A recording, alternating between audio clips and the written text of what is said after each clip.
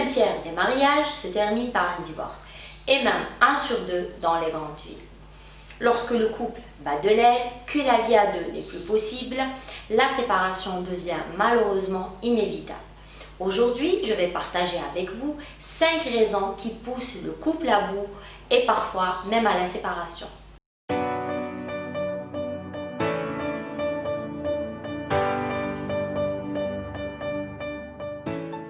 La première raison est la critique. L'utilisation de la critique est très dangereuse dans la vie de couple. C'est un moyen d'alimenter votre querelle. Vous exprimez votre plainte à travers une attaque à l'encontre de votre partenaire, comme « Qu'est-ce qui ne va pas avec toi? Pourquoi tu te comportes comme ça ?» L'utilisation de ces formules va vous conduire à l'escalade ou à l'empilation des reproches dont je vous ai parlé dans une vidéo précédente. La deuxième raison est le mépris. Le mépris découle d'un sentiment de supériorité sur son partenaire. C'est une forme d'irrespect envers l'autre. Il se compose de sarcasme et de cynisme. Ce sont ses principaux éléments. Ils apparaissent sous forme de moquerie, d'injures ou bien d'humour hostile. Sous quelque forme qu'il soit, le mépris est toxique pour la relation de couple. Il conduit même au conflit plutôt qu'à la réconciliation. La troisième raison est l'infidélité. Beaucoup d'unions prennent fin suite à un adultère, que ce soit dans leurs premières années de mariage ou pas, avec ou sans expérience.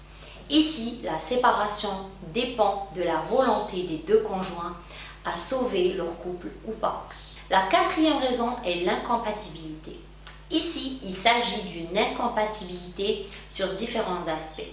Le fait de ne pas partager les mêmes valeurs, de ne pas avoir la même vision de la vie, de ne pas être d'accord sur l'éducation des enfants. Tout ça conduit à une mésentente et bien sûr au conflit interminable. L'incompatibilité concerne aussi les unions précipitées, qui ont leur lot de surprises. Je rencontre beaucoup de patients qui souffrent du fait de ne pas avoir pris le temps de se connaître assez, en croyant que le fait de se marier va créer entre eux de l'harmonie et de la complicité. Je ne dis pas que toutes ces unions sont vouées à l'échec, mais elles ont de plus en plus de mal à réussir par rapport à celles de nos parents et de nos grands-parents. La cinquième et dernière raison est la belle famille. La belle-mère envahissante n'est pas qu'un cliché. Malheureusement, ça existe encore de nos jours.